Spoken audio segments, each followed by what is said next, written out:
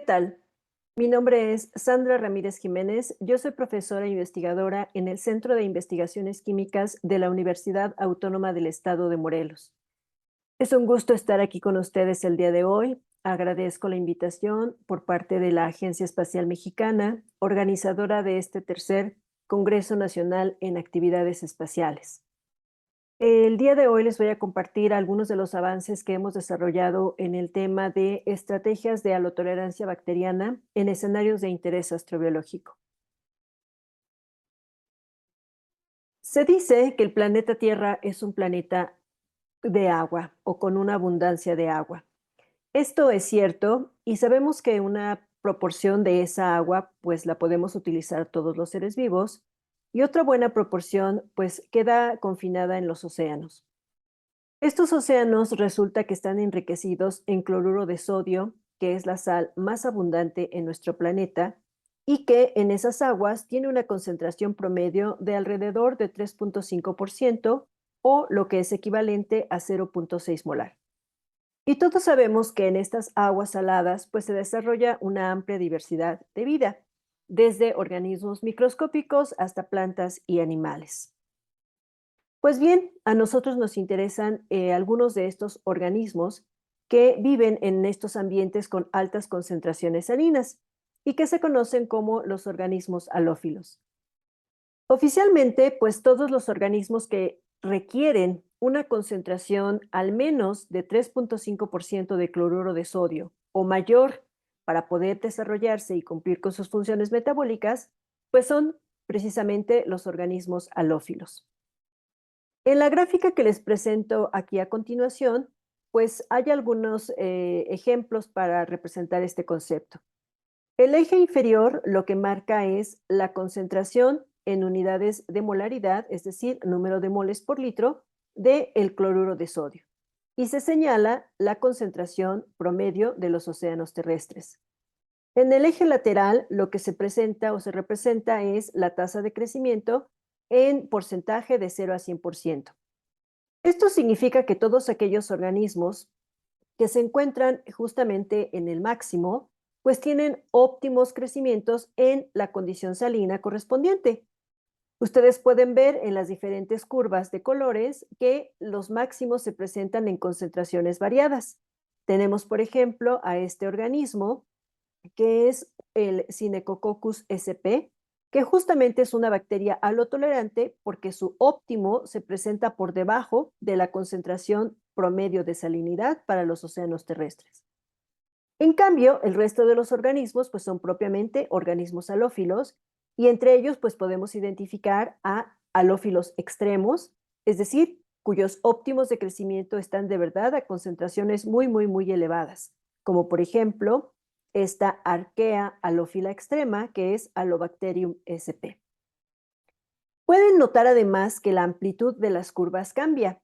Esto significa que hay algunos organismos que pueden tolerar un amplio intervalo de concentraciones salinas, como estas curvas en verde y en naranja, que corresponden respectivamente a una alga halófila, Dunaliena salina, y a una cianobacteria halófila extrema, que es Aphanothece halophytica.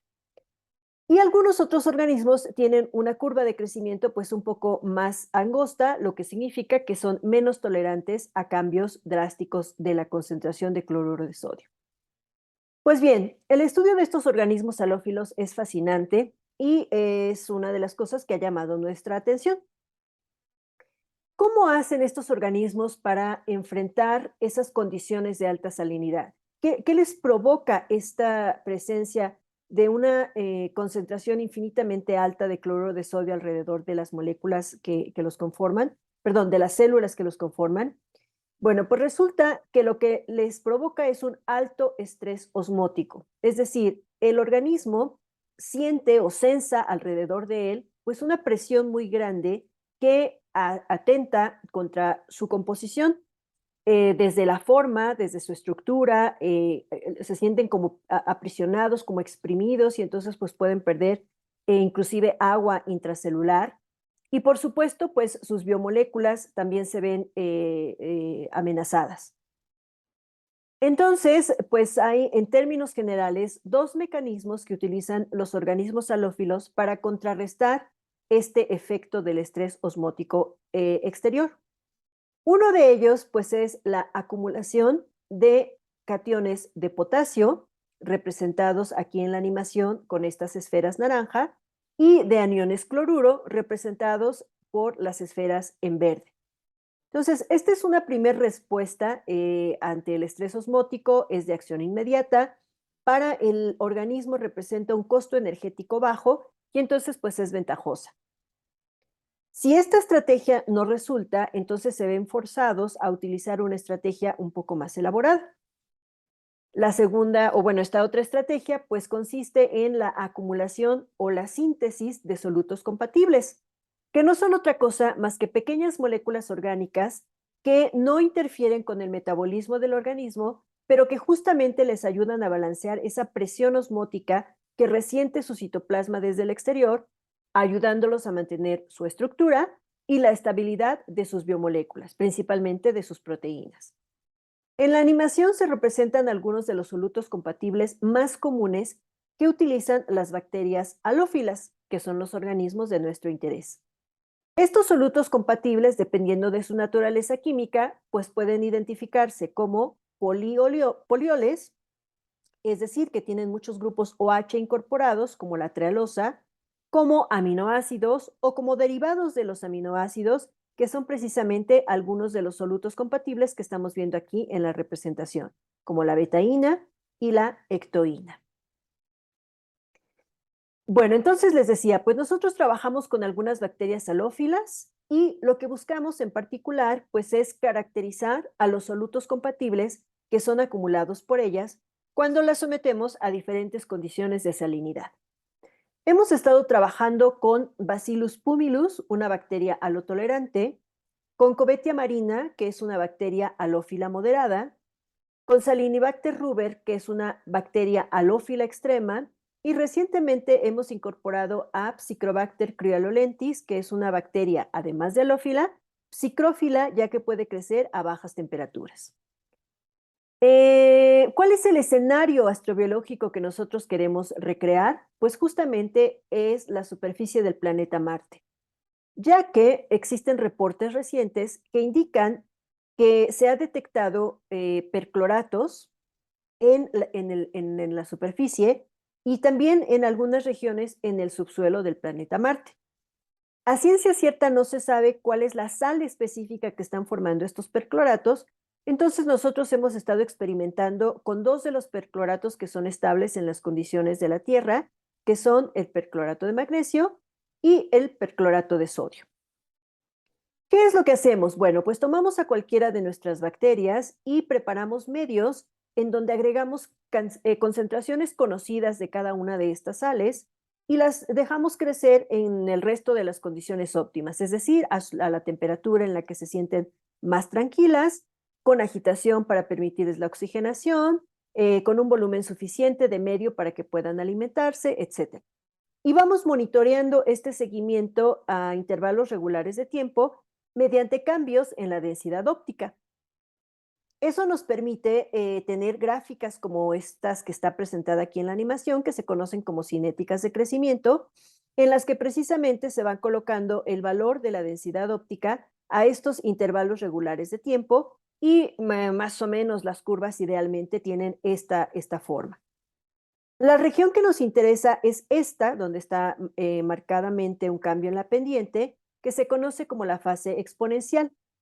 En esta etapa, pues las bacterias están creciendo de manera regular y se puede, a partir de esta región, calcular el valor de velocidad específica de crecimiento y con este el tiempo de duplicación de la bacteria, que son dos de los parámetros cinéticos que precisamente nos sirven para comparar posteriormente el crecimiento de cada bacteria en cada condición experimental a la que es expuesta. Una vez que conocemos este crecimiento y que vemos que se manifiesta, pues entonces lo que hacemos es más o menos a la mitad de la fase exponencial detenerlo y hacer una separación del medio de cultivo y de todos los componentes de los medios modificados y la biomasa para extraer a partir de ella a los solutos compatibles. Utilizamos una técnica que se denomina dispersión de matriz en fase sólida, que no es otra cosa más que hacer pasar a esa biomasa por una fase adsorbente y después extraer a los solutos compatibles con una mezcla de disolventes. Una vez que tenemos a los solutos separados, pues entonces lo que hacemos es utilizar técnicas de caracterización química, específicamente la resonancia magnética nuclear cuantitativa, así como la espectrometría de masas e infrarrojo. Entonces, a continuación, pues les voy a presentar algunos de los avances que hemos logrado en este sentido. Lo que ustedes ven aquí en la lámina son dos perfiles obtenidos justamente después de hacer el análisis por resonancia magnética nuclear. En el perfil inferior, este perfil que está en color morado, pues lo que se observa es lo que sería el equivalente a la extracción de un cultivo de cobetia marina que ha crecido en ausencia de cualquier sal. Entonces, pues observamos que prácticamente pues no hay señales o que las que están ahí presentes están muy, muy pequeñititas. En el perfil superior, que es el perfil en color azul, pues vemos un cambio notorio. Este perfil corresponde a la misma bacteria, pero crecida ahora en cloruro de sodio, que de hecho pues es una de las sales con las que empezamos a trabajar. Lo que observamos pues es que ahora se manifiestan un conjunto de señales muy notorios que se pueden asociar con los solutos compatibles que están representados aquí en el extremo izquierdo. Entonces, encontramos señales para la betaína, para la ectoína y para la hidroxiectoína. Una vez que se hace la identificación de cada una de estas señales y que se asocia con un soluto compatible específico, pues entonces se pueden hacer cálculos cuantitativos con ayuda de un estándar interno que utilizamos en el laboratorio, que es el fosfato monohidrogenado de potasio. La intensidad de la señal del fosfato hidrogenado de potasio se correlaciona con la intensidad de la señal de cada uno de los solutos compatibles y de esa manera podemos saber cuánto de cada uno de ellos estamos detectando. Con la técnica de espectrometría de masas, pues lo que ocurre es que cada una de estas señales corresponden a un fragmento específico de moléculas, pues que también corresponden con solutos compatibles. Entonces, pues si nosotros logramos identificar la relación masa-carga, que es la representación que se logra en esta técnica, para cada uno de los solutos compatibles, pues entonces logramos asociar específicamente cada una de estas señales con el soluto de interés. Esto es muy ventajoso porque aquí lo que les estoy mostrando son los espectros de masas correspondientes a estándares de solutos compatibles. Posteriormente, cuando logramos hacer la extracción de la biomasa a partir de los cultivos bacterianos y ahí separamos a los solutos compatibles, entonces podemos hacer una comparación de espectros para, por asociación, determinar si tenemos o no a un determinado soluto y posteriormente, pues complementar con los cálculos cuantitativos que ya les explicaba en la lámina anterior. Bien, les platicaba que el objeto de interés para nosotros en este proyecto pues es la superficie de Marte. Lo que ustedes ven aquí es una representación del sitio de aterrizaje de la misión Phoenix que justamente amartizó o aterrizó en una región conocida como Vastitas Borealis, en la región norte del planeta. Y pues entre todo el instrumental científico que llevaba esta misión, se encontraba el Laboratorio de Química Húmeda o el Wet Chemistry Laboratory, cuyo funcionamiento se representa aquí en la animación que estamos observando. A grandes rasgos, este laboratorio funciona de la siguiente manera. Con ayuda de un robot, de un brazo robótico, se colecta suelo o regolito marciano que se coloca dentro de esta criba, que lo que hace es pues pulverizarlo y convertirlo en gránulos mucho más pequeños. Posteriormente, este suelo pulverizado pues se deposita hacia el interior de la cámara, ahí vemos cómo lo está depositando, que previamente ha sido llenada con agua, aquí se observa el depósito de agua y posteriormente se ve cómo esta agua pasa hacia el interior de la cámara. Entonces se mezclan el suelo o regolito marciano con agua para buscar solubilizar a todo lo que sea polar, a todos los iones. Esta cámara además está equipada con electrodos selectivos que están representados aquí con estos rectángulos en verde Y la idea es que estos electrodos pues, puedan identificar específicamente iones de tipo nitrato o calcio. Resulta que pues estos electrodos fueron más eficientes para detectar percloratos. No tengo tiempo para explicarles la anécdota, pero fueron muchísimo más eficientes en la detección de percloratos que en la detección de los iones específicos para los cuales se habían preparado. Como resultado de ello, pues entonces se pudo determinar que en ese suelo analizado en la región Bastitas Borealis en Marte, se encuentran del orden de 2.5 milimolar de percloratos, que equivale a más o menos 0.6% en peso-volumen del suelo marciano. Esto es muy interesante porque entonces nosotros en el laboratorio lo que hacemos es exponer a, por ejemplo, estas dos bacterias que nos interesan a diferentes concentraciones tanto de percloratos de magnesio y sodio como de cloratos de sodio y de potasio.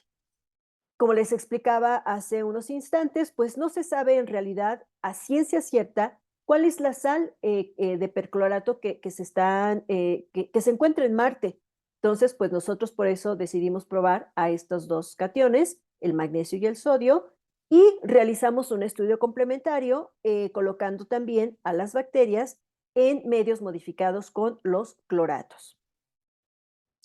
Resulta que esto es muy importante para poder hablar de la habitabilidad de la superficie de Marte, ya que estos oxianiones clorados, tanto los percloratos como los cloratos, tienen la capacidad de absorber toda la humedad, por pequeña que sea, a su alrededor y formar unas salmueras o unos lodos precisamente de percloratos y o de cloratos. Y estas salmueras, además, pueden reducir significativamente el punto de congelación del agua y entonces podrían mantener agua líquida a temperaturas del orden de menos 70 grados centígrados, que son más o menos las temperaturas promedio que se registran en Marte. Y esto tiene como significado que podríamos tener agua líquida en la superficie de Marte, aún en lugares muy específicos y tal vez por periodos de tiempo muy reducidos, pero que sería suficiente para que bacterias como estas halófilas que estamos trabajando podrían sobrevivir, pensando específicamente en la condición de salinidad, de exposición a percloratos. Y eso es justamente lo que hemos demostrado en el laboratorio. Aquí tenemos la concentración de cloratos y percloratos a la que han sido expuestos diferentes organismos terrestres. Todos los organismos que están en esta región de aquí, pues han sido probados por otros grupos de investigación y aquí al final se encuentran nuestros resultados. Podemos ver que para estas dos bacterias, pues tenemos crecimientos inclusive por arriba de esa concentración reportada para la superficie de Marte, que está resaltada aquí con esta línea punteada roja. Entonces, lo que estamos observando, pues, es que nuestros cultivos, pues, son exitosos. Bien, no me resta más que agradecer a todos los estudiantes e investigadores, colaboradores que han participado en este proyecto, Andrea Sánchez, Mariel Flores y Rubén Miguel, estudiantes de licenciatura, que se han incorporado ya a las actividades de laboratorio después de esta etapa de pausa en la que nos pusieron. También al doctor Santiago Cadena, que está realizando una estancia postdoctoral ahí con nosotros, y a la doctora Marisela Aguirre de la Universidad Autónoma de Ciudad Juárez, que realizó una estancia sabática un poco remoto, un poco en vivo, en el laboratorio.